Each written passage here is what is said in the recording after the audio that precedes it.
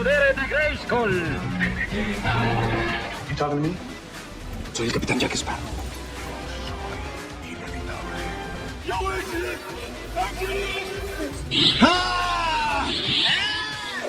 Here's Johnny. Yo tengo el poder. Yo soy.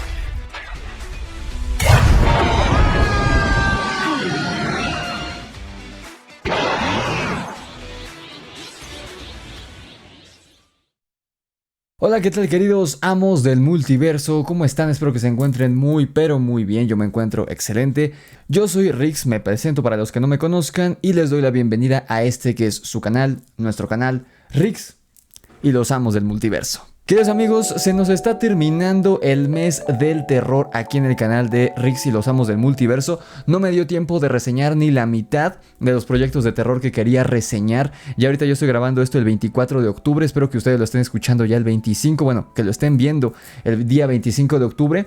Esta semana también quiero reseñar uno de los clásicos que no tiene tanto tiempo que salió, de Halloween, pero también curiosamente de Navidad, a petición de un suscriptor, y vale mucho la pena que reseñe esa película, que es nada más y nada menos que El extraño mundo de Jack. Así que si todo sale bien, para finales de esta semana voy a estar hablando de esa película producida por Tim Burton, un clásico ya de Halloween. Y esta misma semana sale la serie de Guillermo del Toro de El Gabinete de Curiosidades en Netflix a final de mes. Entonces eso, probablemente con eso cerremos el mes del terror, y con otro proyecto de Netflix que ya por fin estoy viendo, por fin me dio tiempo, ya voy como a la mitad de la serie, de El Club de la Medianoche de Mike Flanagan. Así que todavía tenemos unos cositas de terror, y de todos modos seguiré hablando de terror, pero bueno, también tuvimos algunos intrusos en el mes del terror como Creed 3 y demás.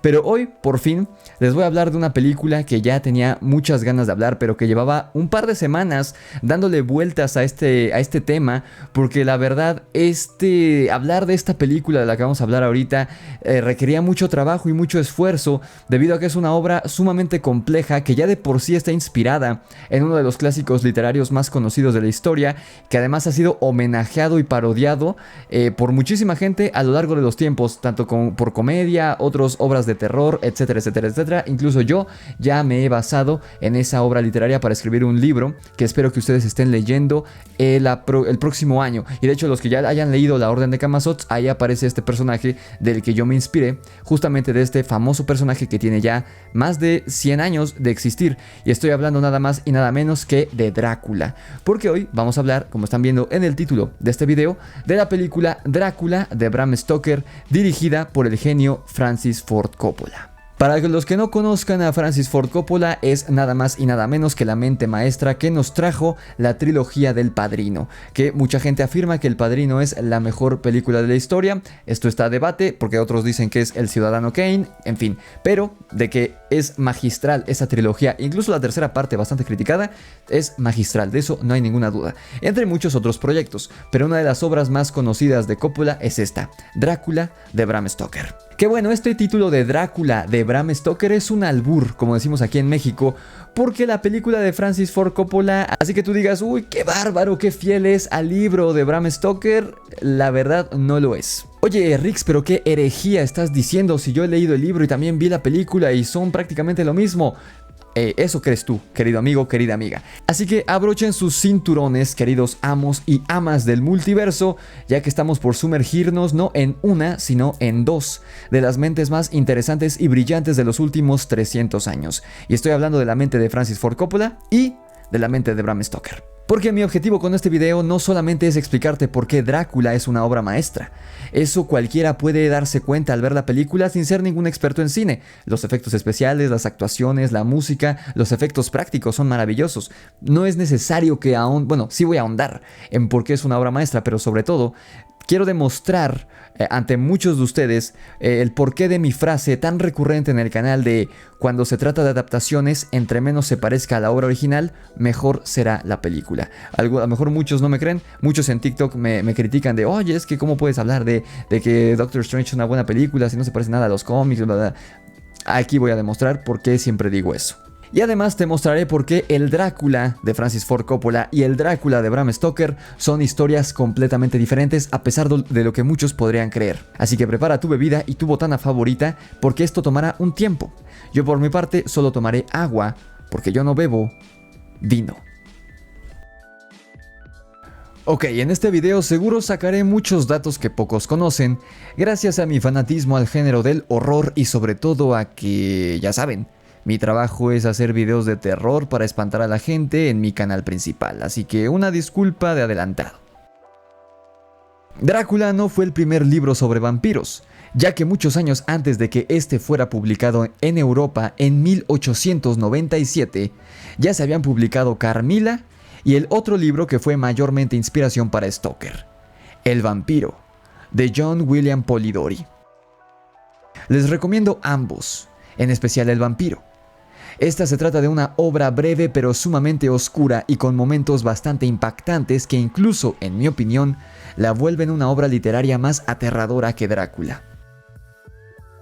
Además, ¿sabías que Drácula, según unas cartas de Bram Stoker que apenas salieron a la luz en el año 2018, gracias a su sobrino bisnieto, Darcy Stoker, no era una historia ficcional, sino una vivencia completamente real que Stoker y sus hermanos tuvieron durante su juventud en Irlanda e Inglaterra? Así como lo oyes. Según el autor Bram Stoker, Drácula existió, o tal vez todavía existe, en la vida real. Y no estoy hablando de Vlad Tepes, el príncipe de Valaquia, sino del conde Drácula de la novela. Según Stoker, escribió y publicó Drácula no como una obra literaria de ficción, sino como una suerte de manual de supervivencia contra vampiros y como un medio para alertar a la población de que, de mito, los vampiros no tienen nada y son completamente reales. Asimismo, según Bram, los personajes de la novela, incluyendo al enigmático y místico Van Helsing, son 100% reales. Si les interesa esto, pueden leer la novela Drácula el origen, coescrita por el antes mencionado Darcy Stoker, sobrino bisnieto de Bram, y J.D. Barker. La novela misma, supuestamente, se basa en los diarios de Stoker y de sus hermanos y cómo tuvieron una bizarra aventura, o más bien una desventura, con dos vampiros reales durante su adultez temprana, siendo uno de ellos el famoso Conde Drácula. La novela es buena, aunque claro, no tanto como Drácula. Pero si lo que les interesa es este enigma de que Drácula era real, lo realmente valioso del libro es la nota del autor al final. Ahora que si son huevones y la lectura no es lo suyo, les dejo la etiqueta en pantalla al video que hice en mi otro canal hace casi 2 años hablando a fondo de esto. Pero espérate, primero terminemos de hablar de la película. En fin, perdón. Esto no tenía mucho que ver con la película de Drácula, pero les dije que mi fan del terror interno me iba a traicionar. Que bueno, de hecho sí tiene que ver. Es importante que entiendan cuál era el objetivo de Bram Stoker al escribir Drácula y cómo la reinterpretación de Coppola es completamente distinta a la del libro. Stoker en su novela habla acerca del triunfo de la modernidad sobre las supersticiones y la magia. Por otro lado, la peli de Coppola habla sobre el amor, la sensualidad y la religión. ¿Qué diablos, Coppola? Se supone que el del siglo XVIII es Stoker y no tú. Entonces, ¿por qué la obra de Stoker suena más astuta y menos romántica que la de Coppola, hecha casi 100 años después? Pues, simplemente por la interpretación de la misma idea, pero desde distintos puntos de vista. ¿Cuál perspectiva es mejor? ¿La de Stoker, más apegada a la modernidad y al raciocinio? ¿O la de Coppola, que se enfoca más en el romanticismo y en el romance, que no es lo mismo? Ninguna es mejor que la otra. La que tú prefieras es completa y absolutamente subjetiva, pues no solo es injusto, sino que es imposible comparar a un libro y a una película. Explíquenle eso a los idiotas niños ratas que dicen que la trilogía Home de Spider-Man es mala porque no es como el Spidey de los cómics. O sea, sí, esta trilogía es mala, pero no es por eso, mocosos tarados. Hay que coger más seguido, niños. En fin, ¿en qué estaba? Ah, sí. No existe la menor duda de que Drácula de Ford Coppola es una obra maestra audiovisual, pero tengo con ella el mismo problema que tengo con El Resplandor de Kubrick. No me malentiendan, El Resplandor, al lado del Exorcista, es mi película de terror favorita, y sin pedos, entra en mi top 5 de películas favoritas en general. Y es que tanto Coppola como Kubrick hicieron lo mismo en sus respectivas adaptaciones. Fueron 99% fieles a los libros de Bram Stoker y Stephen King respectivamente, pero ese 1% que decidieron cambiar era el núcleo mismo de la historia, lo cual convierte al Resplandor de Kubrick en una historia completamente distinta al Resplandor de King, y al Drácula de Coppola en uno completamente diferente al de Stoker. Me explico. Kubrick tomó algunas libertades más notorias para los que somos fanáticos de los libros de Stephen King. Por ejemplo, cambió el número de la habitación maldita del 217, que es el número de habitación que King puso en el libro, por la 237 en la película. Esto es un cambio menor que realmente no tiene sentido y no cambia nada. Ni en el libro ni en la película el número de la habitación es relevante, sino lo que hay en su interior. Pero el número de habitación bien pudo haber sido el 19, el 21 o el 69. Quizá Kubrick lo cambió por error, por molestar a King o simplemente por la loca teoría conspirativa que afirma que El Resplandor es la carta de disculpa de Kubrick al pueblo estadounidense por haberlos engañado al filmar el falso aterrizaje del Apolo 11 en la luna en un set. O tal vez solo tenía sueño. Kubrick también eliminó una secuencia que existía en el libro, en la cual unos animales de jardinería, de estos como los que hace Edward Manos de Tijera, quiere atacar a Danny en el jardín del Overlook. Y justo ese es el punto al que quiero llegar mencionando a Kubrick y a su Resplandor. No crean que me estoy desviando de Drácula. Para que comprendan cómo es que se debe hacer una adaptación de un libro, de un cómic, de un manga, un anime o lo que sea a la pantalla grande. Esta secuencia de los animales de jardinería se habría visto ridícula en pantalla. Y si no me creen, vean cómo luce en la versión para televisión que King filmó en los 90. Una versión más fiel a su libro, ya que a él nunca le gustó la versión de Kubrick. Se ve absurdo y hasta da risa, ¿no? Kubrick sabía esto y por eso no incluyó esta secuencia en la película. En cambio, el terror que le incluye es más sutil y de repente explota y se vuelve bizarro y surrealista. Por eso es que da miedo El Resplandor de Kubrick. No digo que el de King no, pero son medios distintos. En el libro, con su inigualable prosa y su única manera de describir el terror, Stephen King logra que uno se cague de miedo al imaginarse a un león hecho de arbusto a punto de atacar a Danny. Pero ya que ves la imagen real con CGI, resulta tan ridículo como el fantasma de Caramelo en Scooby-Doo 2. El fantasma de Caramelo. Oye, dijo caramelo. Además, recordemos que El Resplandor de Kubrick fue hecho a mediados de los 70. O sea, se hubiera visto todavía peor que la versión noventera que dirigió Stephen King. Como te digo siempre, que aparezca en la obra original, en este caso un libro, no quiere decir que funcionará en pantalla. Por ejemplo, el fiasco anticlimático que resultó de Jennifer Walters rompiendo la cuarta pared en la serie de She-Hulk. Riggs, es que en los cómics lo hace. Cállate, niño rata. Deja de justificar esa basura. She-Hulk es un manual de cómo no hacer una obra audiovisual de ficción. Otra cosa que Kubrick cambió del libro fue que mató a Halloran, y en el libro este personaje no muere, sino que llega hasta el final y logra huir junto con Danny y su madre del Overlook. Pero ahí les va el cambio que realmente modifica toda la trama y la vuelve una completamente distinta al libro de Stephen King. Ese elemento que modifica toda la historia es Jack Torrance. En el libro, King escribió a Jack como un buen hombre que está peleando contra su mayor demonio, el alcoholismo del que es víctima.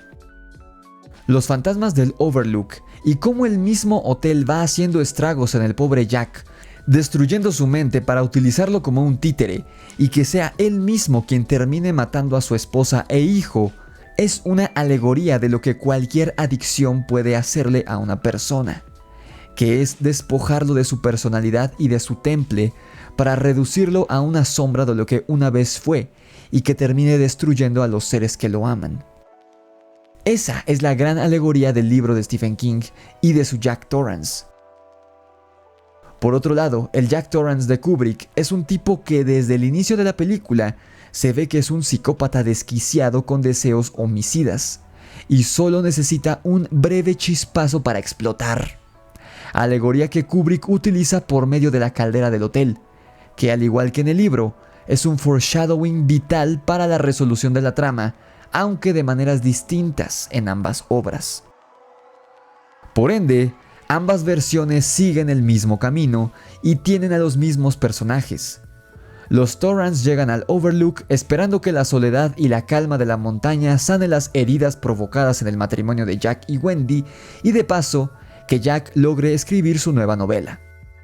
Pero entonces los fantasmas del hotel empiezan a hacerse presentes y el sitio comienza a apoderarse de Jack para culminar en el aterrador clímax de Danny corriendo por todo el hotel con su homicida padre poseído detrás de él. Que por cierto, en el libro no es un hacha el arma que Jack Torrance carga, sino un enorme mazo. Pero a lo que voy es que como el núcleo de la historia es otro completamente, el final de la película debe ser completamente diferente al final del libro.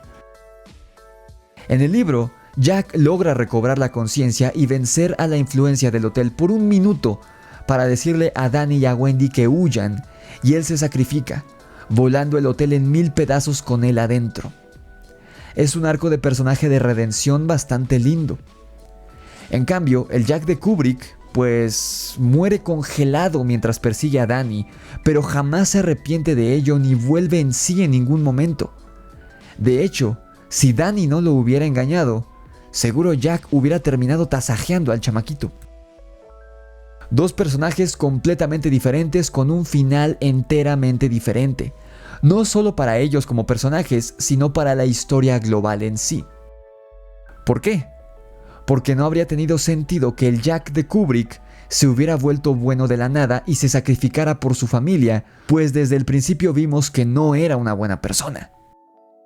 Coño, incluso le iba a poner el cuerno a su mujer con la zombie de la habitación 237 si ésta no hubiera mostrado su verdadera forma. No lo dudó ni un segundo.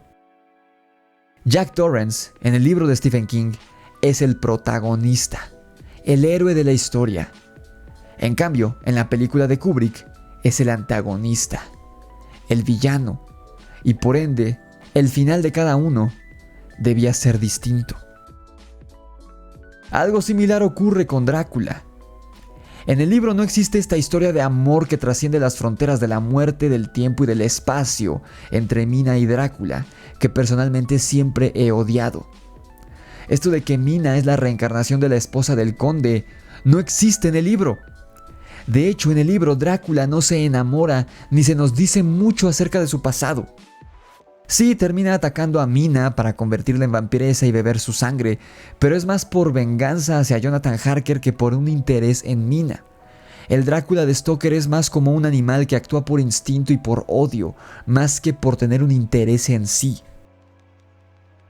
Y es que ese cambio que pareciera mínimo, termina contándonos una historia completamente diferente, pues pasa lo mismo que con El Resplandor, pero al revés.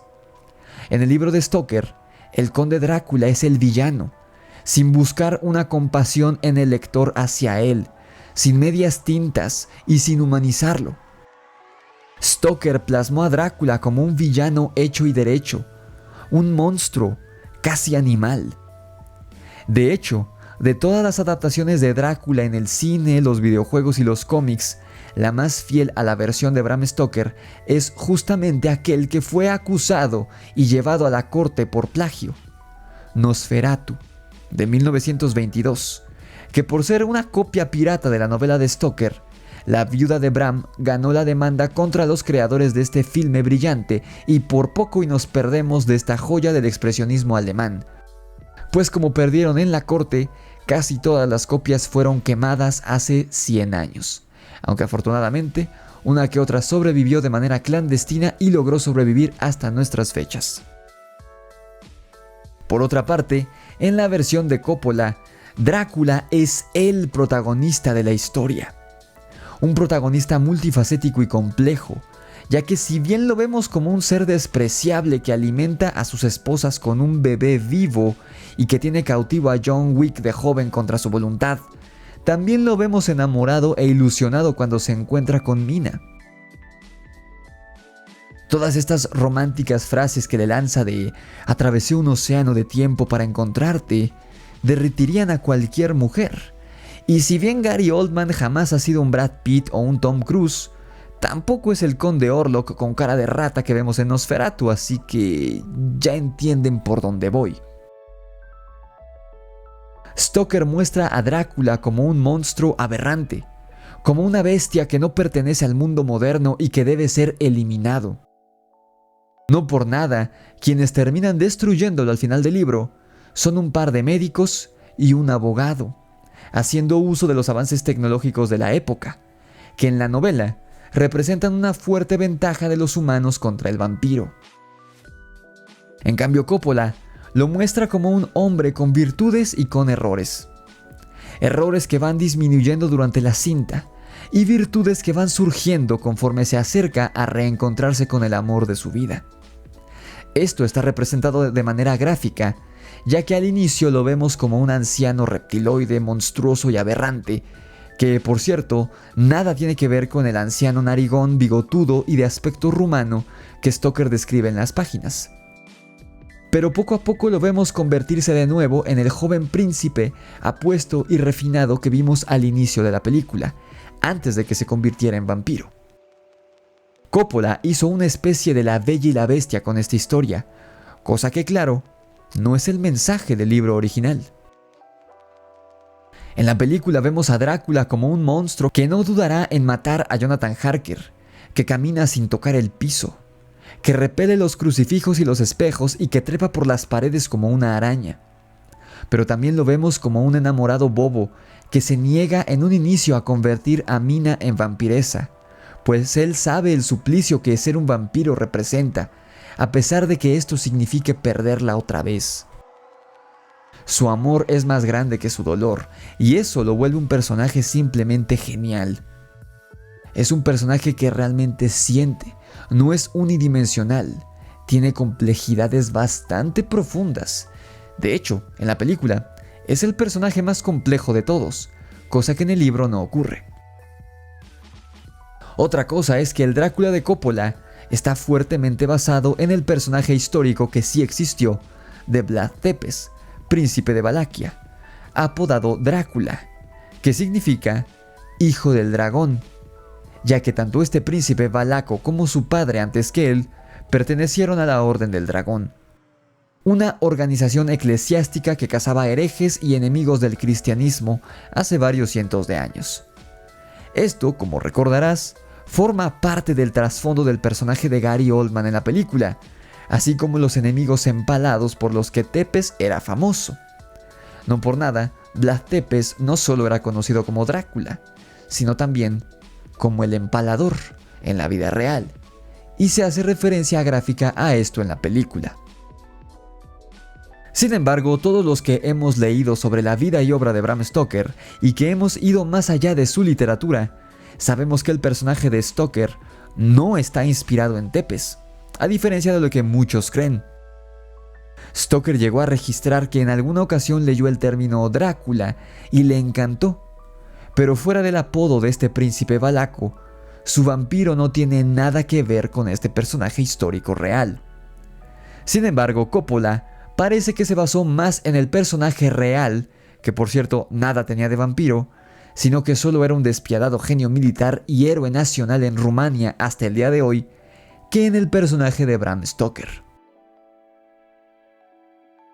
Fuera de estos detalles sobre el conde Drácula y la historia de amor y reencarnación entre él y Mina, la película de Coppola es prácticamente el libro pasado a la pantalla. El cómo Jonathan Harker llega al castillo de Drácula contra toda advertencia de los lugareños, la icónica imagen del conde escalando por las paredes del castillo. Coño, incluso la frase de "yo no bebo vino" viene del libro. La subtrama de Lucy Westenra y sus 3 pretendientes que al final terminan haciendo equipo, lo cual por cierto siempre me ha fascinado, para derrotar a Drácula. La presencia de Renfield, aunque he de decir que este personaje tiene mucho menos presencia en la película y ni siquiera tiene una resolución en la misma, a diferencia del libro que sí vemos su final. El regreso de Jonathan a Londres y cómo se reencuentra con Drácula y empieza a sentirse perseguido por él, la aparición de Van Helsing y las 2 muertes de Lucy, e incluso el enfrentamiento final contra el conde es bastante fiel al enfrentamiento al final del libro, salvo por el final de este. Porque el final de Drácula en el libro es como si mataran a un monstruo. Todos se alegran de ello. No hay beso con Mina, no hay reencuentro con ella porque no existe la trama de amor. Pero fuera de la conclusión, el encuentro es el mismo. Y sobre todo hay un personaje que destaca en la película: Lucy Westenra. Esta chica es bastante liberal para su época, mucho más en el filme que en el libro. Le interesa el sexo, no tiene tabúes, es una, como decimos en México, calientahuevos, que disfruta de tirarle la onda a todos los hombres pero realmente no le hace caso a ninguno, en fin. Es una mujer sin filtros, como hoy en día está perfectamente bien visto en la sociedad, por lo menos entre la más liberal y joven de nosotros, y se ve como un símbolo de liberación femenina hoy en día. Lucy es todo lo opuesto a Mina, la protagonista, que es bastante recatada, conservadora y hasta mojigata, hasta que conoce a Drácula. Pero el mensaje de que Lucy cae primero víctima del conde por ser como es bastante clara. El mensaje es bastante arcaico a mi gusto y que definitivamente no creo que funcionaría hoy en día con las generaciones progres y feministas. El mensaje de la película, al menos con este personaje de Lucy, es: si no quieres ser víctima de las fuerzas del mal, no seas cusca. Vamos, Francis, es obvio que al ser italiano eres súper católico, pero no mames. Ni siquiera Bram Stoker incluyó un mensaje tan conservador y puritano en su libro. Y eso que es casi un siglo anterior a tu película. Y esa es otra cosa que la película introduce: al vampiro como imagen seductora.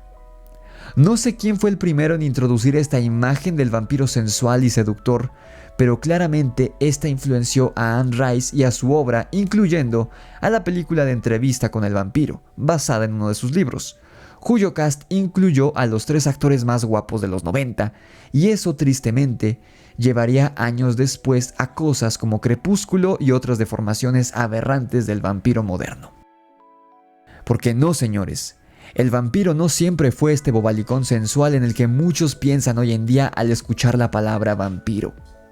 En la novela original de Bram Stoker, así como en otras obras contemporáneas de este escritor, el vampiro es representado como una aberración de la naturaleza, como un demonio traído a la tierra. Algo tan aberrante como las prácticas paganas antiguas que sumieron a la humanidad en la ignorancia, en la peste y en la muerte durante siglos. Eso es el Drácula de Bram Stoker, un símbolo de lo rancio, de lo putrefacto y de lo moribundo. Un conocimiento antiguo y dañino que los hombres de ciencia y de leyes deben eliminar de este mundo a como dé lugar por el bien de la civilización moderna y la tecnología, basada en el raciocinio que comenzó a dominar a inicios del siglo XIX. Por eso, al final del libro, estos médicos y el abogado Harker terminan sacándole ventaja al vampiro con sus trenes, sus armas de fuego, sus fonógrafos y demás avances tecnológicos, y al final lo destruyen, sí por medio de armas humanas, pero sobre todo por medio del conocimiento y de la tecnología. No por nada Van Helsing sí tiene ciertos conocimientos esotéricos que le dan una ventaja sobre Drácula, pues es el único personaje que conoce al respecto, pero Van Helsing no es un chamán ni un brujo, sino que es un médico bastante respetado. En cambio, en la película de Coppola, vemos que Drácula es más bien una imagen similar a Lucifer o a Satanás, aquel que alguna vez fue ángel y emisario de Dios, pero que se convertiría después en la contraparte del Jesús. Aquí el conde fue un soldado que luchó en nombre de Dios y por hacer esto, Dios le arrebata el amor de su vida. Drácula es un personaje que se quedó congelado en ese momento, en la pérdida de su amada, perpetuamente dolido y triste, y no avanzó más en su vida. Se sumió en el dolor, en la tristeza y en la oscuridad, convirtiéndose en un vampiro. Muy similar a la historia trágica de Anakin Skywalker cuando se convierte en Darth Vader. La historia de un amor perdido, de una herida que jamás sanó. Pero al final, cuando se reencuentra con Mina en la película, es capaz de cerrar ese ciclo y seguir adelante con su vida, comprendiendo que Mina no es su Elizabeth que perdió cientos de años atrás, al menos no ahora, pues ella tiene otra vida, y él debe partir. El personaje lo comprende al final, y por eso su muerte no es dolorosa, ni muere enojado como al inicio de la cinta, sino que se va en paz y casi deseándole buena suerte a su amada. Por eso, después de despedirse de él, Drácula pasa de ser ese ser abominable, cuasi demoníaco, y se convierte en una figura de hombre hermosa, casi una pintura de Jesucristo mismo. El dolor, la pena y el enojo que vemos en la secuencia inicial se han ido para el final. Por eso la secuencia en la que Drácula jura volver de la muerte y reniega de Dios al inicio de la película es el mismo sitio en el que muere al final en brazos de Mina. Porque el hecho de que las dos escenas ocurran en el mismo lugar representa la redondez de la trama y del personaje de Drácula, que en esta versión, te digo, es más cercano a un Darth Vader, un caballero de brillante armadura que, por un amor perdido, cae en la oscuridad durante siglos, pero al final vuelve a la luz. Y no se parece tanto a un Nosferatu, una bestia antigua que solo ve al hombre como su ganado personal. Y por eso la belleza de la imagen final, justo antes de que aparezcan los créditos finales de la película, en la que vemos esta pintura del conde, volando, rodeado de luz, casi en una interpretación divina, pues como audiencia hemos presenciado su salida de la oscuridad y su regreso a la luz, para culminar con el desprendimiento del dolor y del odio que lo aquejaban, para ver finalmente su ascenso como héroe. Entonces, ¿cuál versión de Drácula es mejor? ¿La de Coppola? ¿La del héroe caído que regresa a la luz al final? ¿O la de Stoker, la bestia antigua que debe morir? Sobre cuál historia prefieras, si la de Coppola o la de Stoker, es completamente subjetivo. Ahí sí es completamente al gusto de qué prefieras. Dependerá totalmente de la versión del vampiro que tú disfrutes más ver en una película o leer en un libro. Si quieres a un Drácula más sanguinario, más vil, más villanesco, te recomiendo 1000 veces la versión del libro. Pero si por el contrario te gustan estas historias donde vemos vampiros sensualones, pues ve la película de Francis Ford Coppola, porque no tengo los huevos para decir que Ford Coppola fue quien inventó al vampiro sensual, porque no estoy seguro. Creo que de hecho la película de Drácula es de antes de Entrevista con el vampiro, pero ya desde antes de estas dos películas ya se presentaba una imagen un poco sensual del vampiro, aunque esta no fue la imagen inicial que nació en la literatura en los 1800 y tantos, que es cuando sale Drácula, cuando sale el vampiro de Polidori, cuando sale Carmila, en fin. Pero aquí, al menos en la película de Francis Ford Coppola, sí vemos una versión más sensual de Drácula conforme va avanzando la película. Y no solamente de Drácula, sino por ejemplo de Lucy cuando es convertida en vampiro, y ahí es cuando se empieza a tomar estos tintes sensuales o sexuales del vampirismo. De todos modos, recomiendo que consumas ambas obras, tanto la película como el libro, pues cada una tiene su encanto. Hablando de la película, ver a todo color a Drácula en su forma demoníaca convertirse en un montón de ratas o convertirse en su forma de bestia simiesca, que es completamente efectos prácticos, ambas formas, es todo un deleite. Por no hablar de los homenajes que se hace al expresionismo alemán, a la primera película fuerte de un vampiro, que es justamente Nosferatu, que pertenece a este movimiento del expresionismo alemán hecho hace 100 años. El expresionismo alemán, seguramente la película que todos han visto, ni siquiera es Nosferatu, sino el gabinete del Dr. Caligari. Ahí se ven varios elementos de este movimiento artístico, que vemos cómo las sombras se mueven, o sombras que, por ejemplo, lo que vemos en la película de Drácula, que el personaje se mueve a la derecha pero la sombra se mueve a la izquierda, o el personaje está inmóvil pero la sombra se está moviendo.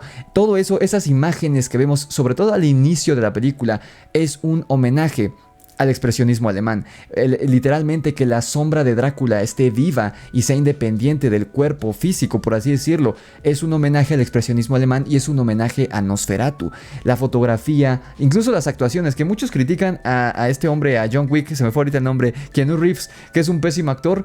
Pues aquí digo, no es el personaje más fuerte, pero no lo hace mal. Y tenemos actorazos como Winona Ryder, tenemos como Van Helsing, Anthony Hopkins, Gary Oldman como Drácula está genial, en fin, todo, el diseño de producción es maravilloso, los colores, el inicio de la película, toda esta secuencia como en Teatro Guiñol, está genial. Y asimismo, como el libro está contado en primera persona desde distintas perspectivas por medio de cartas, esto hace que el lector se vea inmerso en la historia de una forma que la película no lo logra, por más buena que sea, porque una película jamás podrá ser vista en primera persona. Un videojuego sí, un libro también, pero por ejemplo un cómic, una película, siempre será visto en tercera persona por la audiencia. Por más buena que sea de Drácula de Ford Coppola, no logra que tú vivas en carne propia la historia de Drácula. En cambio el libro sí, aunque se hacen homenajes y en varias partes de la película vemos a los personajes escribiendo cartas y demás, como en el libro, pues no es lo mismo. Obviamente es imposible ver una película en primera persona,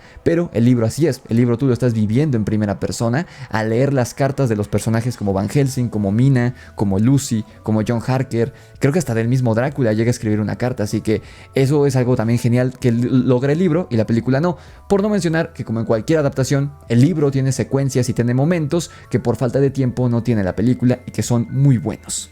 Yo en lo personal, si tuviera que escoger una versión, prefiero el libro.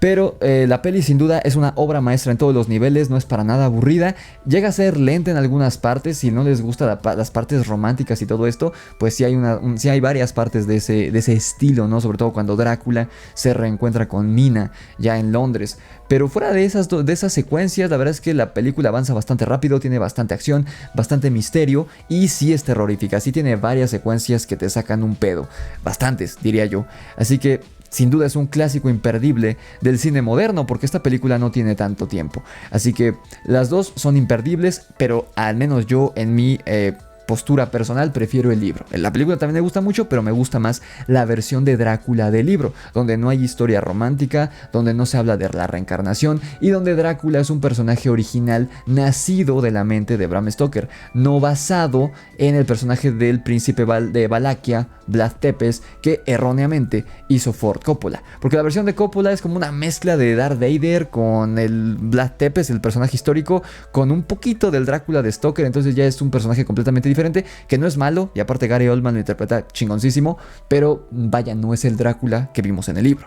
Pero querido amigo, querida amiga, ama del multiverso, déjame saber en los comentarios qué opinas de esta película. Por favor dime que la has visto, porque si no la has visto, de verdad, desuscríbete de este canal. No es cierto, sí, vela, porque de verdad es imperdible, es un clásico del cine. De hecho, les digo que esta película yo la vi en estos reestrenos que estuvo haciendo Cinemex. La única película que me tocó que estuviera llena, así de ni un asiento libre, fue justamente con Drácula, porque es imperdible, es genial, es perfecta la película. Así que si no la han visto, vayan a verla, y si ya la vieron, déjenme en los comentarios qué opinan al respecto, qué prefieren, el libro o la película, qué otras películas de vampiros recomiendan o les gustan. Déjenmelo saber abajo en los comentarios. Si les gustó este video, ya saben, dejen su like, suscríbanse a este canal, activen la campana de notificaciones para que YouTube les avise cada vez que suba un nuevo video, porque pronto ya quiero empezar a hacer lives, quiero empezar a hacer directos aquí en este canal, así que no se los vayan a perder. También suscríbanse a mi canal principal. Y hablando de vampiros, si les gustan los vampiros, pueden adquirir mi nuevo libro, La Orden de Camazotz, que ya está disponible en Amazon en formato de pasta dura, formato de pasta blanda, perdón, y en formato ebook, en formato digital. El link para que compres tu ejemplar está abajo en la descripción. Es exclusivo de Amazon, no está en ninguna librería, así que aquí está el link para que lo adquieras a un precio bastante accesible. Sin más que decir, yo me despido, que la fuerza los acompañe y nos vemos en estos días de la semana para hablar del extraño mundo de Jack. Así que cuídense y nos vemos por ahí del jueves o viernes.